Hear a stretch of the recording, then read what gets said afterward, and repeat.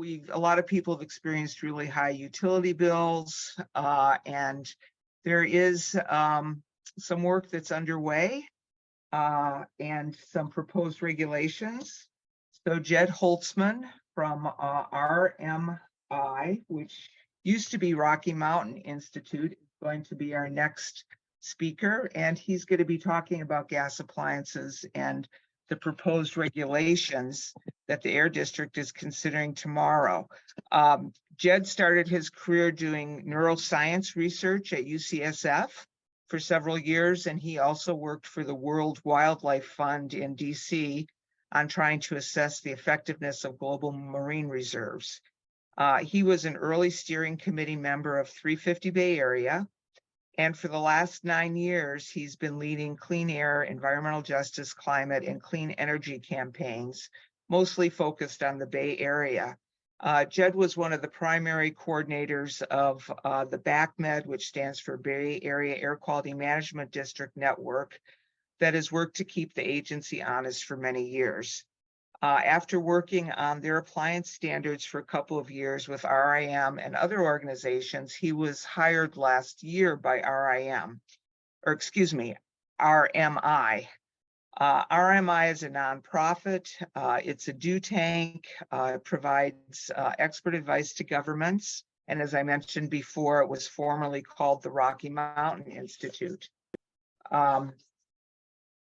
After Jed speaks, Mary Young has asked for a couple of minutes, and then I'm actually going to I tried to line up another speaker tonight to talk about rebates and electric panel upgrades, which figure into electrifying your home, and was unable to do so. So I'm going to give a very short presentation on that myself.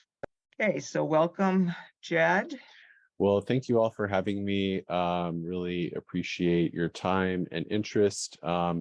And in lieu of the slides, Kathy pretty much set me up here. I want to talk first about appliance pollution, which is something that, frankly, before I started doing this work, I did not appreciate the magnitude or severity of. So gas appliances in homes and buildings in the Bay Area region are responsible for more nitrogen oxide or NOx pollution than all of the region's passenger cars. And actually the homes and buildings in the Bay Area emit as much NOx pollution, 8 times more NOx pollution than all of the power plants in the region. Now, this is important because NOx pollution, it's health harming by itself, but it also combines with other chemicals in the atmosphere to create both ozone, which is a primary contributor to smog and also health harming pollutant, also federally controlled. NOx pollution also combines with other chemicals in the atmosphere to create fine particulate matter, or PM 2.5, which is by far the most deadly form of air pollution.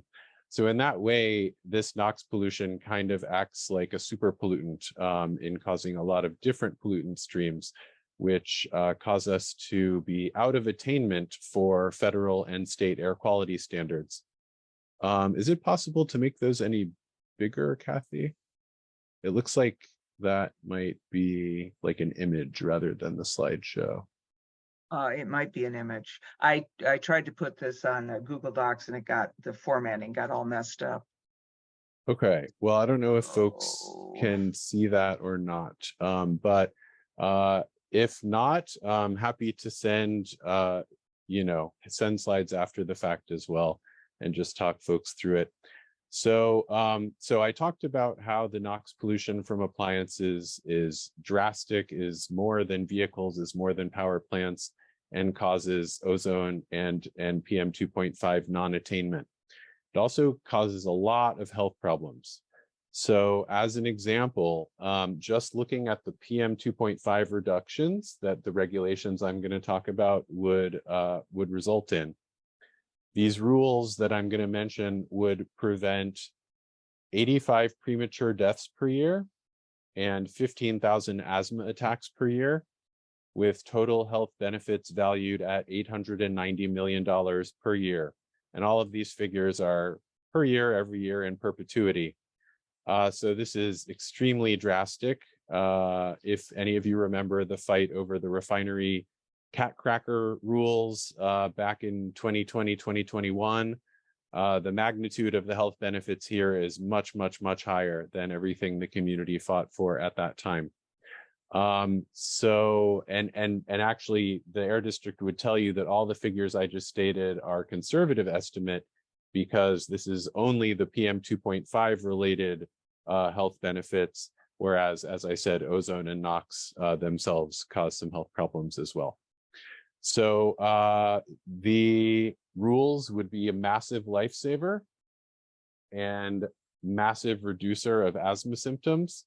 There's a lot of things I'm not mentioning, like lost work days, acute bronchitis cases, ER visits, all that sort of stuff is all figured into that $890 million per year. And it's worth noting that communities of color are most impacted by gas appliance pollution and the unhealthy air quality from it. So people of color in the US are exposed to nearly twice as much residential gas appliance pollution as white communities. And actually in California, that fact holds true. And the Air District data shows that this holds true in the Bay Area region as well. In fact, a recent study showed that communities of color were exposed to 55% more nitrogen oxide pollution than mostly white neighborhoods. So when you think about the 85 premature deaths and the 15,000 asthma symptom incidents, those reductions are going to be disproportionately going to people of color who historically have been disproportionately bearing the increased burden from this appliance pollution. And this is also, you know, we're talking about burning a fossil fuel. This is obviously also a climate issue. The Air District's legal authority is firmly in the air quality and health sphere. And so the regulations I'm going to mention are really focused on health and air quality. But of course, this is a big climate pollutant as well. Burning fossil fuels in homes for heating is responsible for about 11% of the state's climate emissions, and the state cannot meet its climate targets without eliminating this pollution. According to the Air District, electrifying Bay Area appliances would reduce the climate emissions from appliances by about 3/4 from its baseline. I think we can go, yeah, let's go on to what am I actually talking about? What is the Air District going to do about it? We're talking about a zero emission appliance standard. So what that is essentially saying is that by date X, any new appliance of a certain type that is sold in the region would need to be zero NOx emitting. It is very likely that the zero NOx emitting appliance would be an electric appliance, a heat pump appliance, a highly efficient electric heat pump water heaters, heat pump space heaters. And to be very clear, this rule, I think this would be the next slide. This rule is, okay, we can skip this one. This rule is affecting, okay, yeah, this is not so helpful for this group. So this rule is affecting, perfect, space and water heaters, not stoves, which you've heard a lot about in the news lately, including our favorite Fox News source. But you can see here kind of the phase timeline of how these regulations work. So I said at a future date. So what you see here is as of 2027, if you need a new water heater, that will need to be a water heater that does not emit this appliance pollution that is killing people, causing the asthma, causing the ER visits, causing the lost work days, etc. And that is 2029 for furnaces. And then 2031, that's for kind of multifamily housing and small commercial. It's kind of a larger sort of boiler. And so the idea here is that no one is forced to replace an appliance that's functioning. You're getting at the zero emission change when appliances need to be replaced already, which is the most cost-effective time to replace. And it's also a critical time because appliances last for 10, 20, 30 years, as we all know. And so given our climate targets and the 2050 kind of cliff we're all trying to avoid, if you work backwards from that with the useful life of appliances, we pretty much need to start phasing them out slowly around 2030. And that's what this is. This is going to be a slow phase out. About 5% of appliances break each year. And so what we're talking about is a phase out of gas appliances from about 2027 or 2030 all the way through about 2046. So it's not a sudden thing where all of a sudden there's going to be a wild change. There's going to be way more electrical appliances on the grid. This is going to be something that's happening very slowly over time. And reducing these climate emissions is a side benefit that I mentioned. So really important to mention, we want this to be done equitably, right? We do not want to mandate something that then hammers the same low-income communities or communities of color that have been getting hammered by the appliance pollution. And so advocates worked with Air District staff to bake into these rules some design elements which have never been used in Air District regulations before. Apologies for the siren going by. So one of them is the lead time, just simply that this regulation, normally an Air District regulation, might go into effect January of next year. These are going into effect 4 to 8 years in advance to allow time to set the market signal, set the line down for the market, develop the market, product development, working on further incentive programs, working on equitable program design. Also conditional implementation. For each of those deadlines, 2027, 2029, 2031, there's going to be a reporting process where 2 years before each of those deadlines, there's the opportunity, and many times besides, but at least that one time, there's the opportunity to address how is the technology matured? How have the incentives matured? Are we able to do this in an affordable and equitable fashion without hammering anybody? And if not, what amendments, what delays, what kinds of things might we need to change? And then there's the opportunity to do that.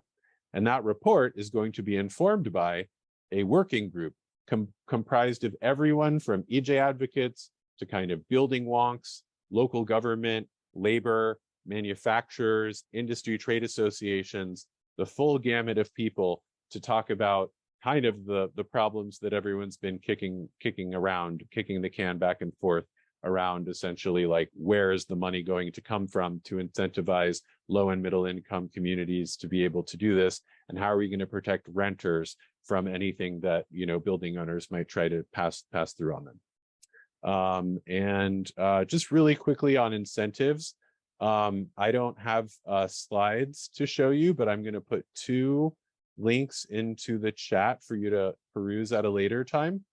The first is a study from Spur that actually looks at the available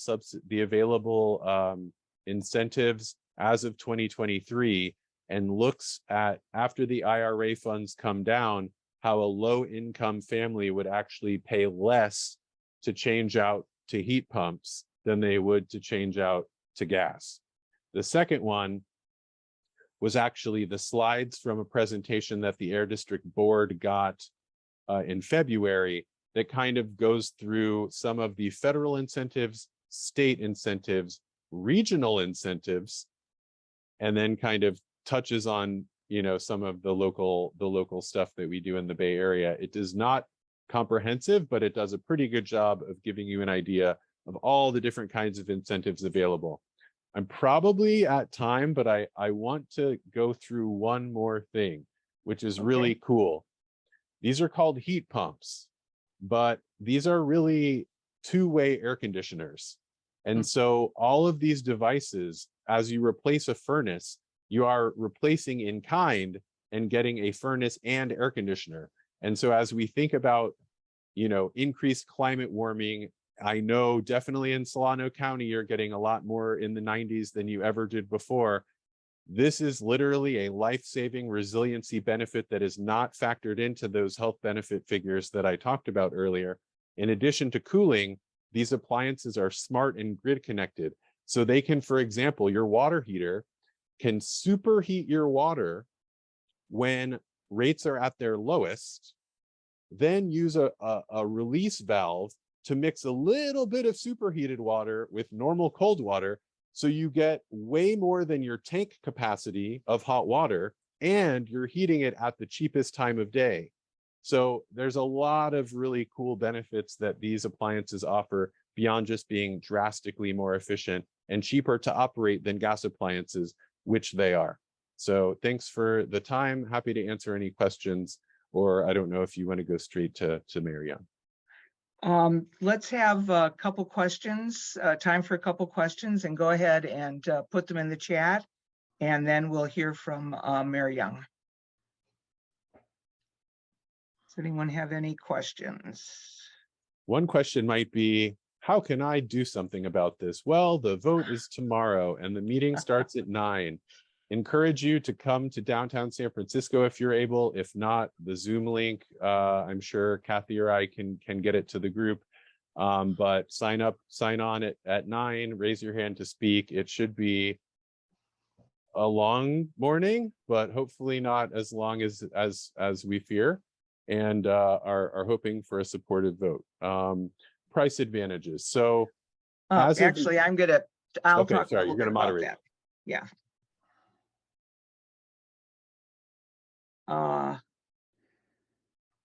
I don't know if there's a question about, will gas water heaters make hot water right away? I believe that they do. And actually, we're not talking about new gas water heaters. What we're talking about probably are new heat pump water heaters. Right. Yeah. So it's a form of electric appliance that's not the kind of electric appliance that we're all familiar with, but a kind of really cool technology that uses, it's kind of like how the back of your refrigerator is hot and the inside of your refrigerator is cold. It's like doing that on purpose and moving the heat back and forth from the inside to the outside. Okay. Let me see, the appliance pollution seems incredible. So the data comes from the Air District's own emissions inventory, the national emissions inventory. This is just the amount of the data. Now, I will say that if you were to look back in the 70s or 80s, this wouldn't have been the case, right? There have been improvements made to automobiles to reduce the NOx coming out of the tailpipe. So no question there. But you know, this is the actual data, and I'm happy to send direct links to data sets to anyone who would like them. Also, to Bob's question, these rules do not include stoves. These rules only include furnaces and water heaters, because those actually emit outside, and outdoor air is where the Air District has the clearest authority, and because they emit about 90 to 95% of the NOx pollution that I was talking about that's killing all the people. To Pat's question, these appliances are more expensive up front, especially right now. Right now, we're basically in the phase of where cell phones only lived in your car and they were the size of like an encyclopedia, right? So we need to ramp up the adoption curve and the production curve to where cell phones are, you know, the size that we're used to them being, and the price is commensurate with that. Price advantages on operation, however, are substantial. If you're switching from an electric appliance to an efficient electric heat pump, you are saving a tremendous amount, because heat pumps are in the Bay Area in the realm of 3 to 4+ times more efficient, like 400%. Shocking. To gas, they're also way more efficient, but because gas prices, you know, kind of move up and down, the differential in price kind of depends on what gas prices are doing. Still expected to reduce costs on the monthly bill, though. And so then to I think two of the next questions, how about those upfront costs, right? Where this is more expensive, like for like. So the first link I shared was from Spur. That shows that for low-income folks, right, which enable you to access certain incentives that not everyone can access, for low-income folks, you will be able to stack incentives sufficient to get the electric appliance for cheaper than the gas appliance. Now, for middle-income folks, some of those incentives apply and some of them don't. And so the issue is, this is how things are in 2023. The first hot water heater needs to be zero emission in 4 years, the first furnace in 6 years. That implementation working group, staff, all the local government partners, the CCAs, BayRen, all of these parties need to be getting together over the next 4 to 6 to 8 years and helping to develop additional incentive programs beyond those that exist today that will essentially make the change, cost neutral. And then, or perhaps like some sort of on-bill financing where, because your bill is going to be lower going forward, some of that, upfront cost can be financed over the bill reduction over time, which is already done for other energy efficiency improvements and that sort of thing. And I'm going to do a very brief presentation and do a referral about, upgrading panels and that kinds of things, which was another question.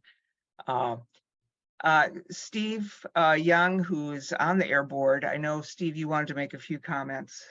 I do, thanks. So ordinarily I would be at the meeting tomorrow, but I came down with COVID over the weekend, and so I'm not going to be there in person, but I will be participating virtually. We were warned that it's going to be a very long meeting, to count on it going at least until 6 p.m. So count on a very long day. So let me just start by saying, I don't need to be convinced on the health benefits. I mean, I think those are clear. My concerns are more around the implementation phase and the costs. And I don't want this to be a situation like we have seen with things like electric vehicles or solar panels, where it's primarily middle income, higher income people who have taken advantage of this because they can afford to. The costs are significant. I've been getting, because I'm on the board, I get lots of materials from them. There have been over 1,000 public comments on this already that the staff has remarkably responded to, in not each one, but in total. And so a lot of what I'm going to say is based on Air District documents themselves. And on costs, they are saying that it's the initial upfront cost for a furnace is about $8,000. For a water heater, about $4,000 or $3,000, and for an electric panel upgrade, about $4,000 in total.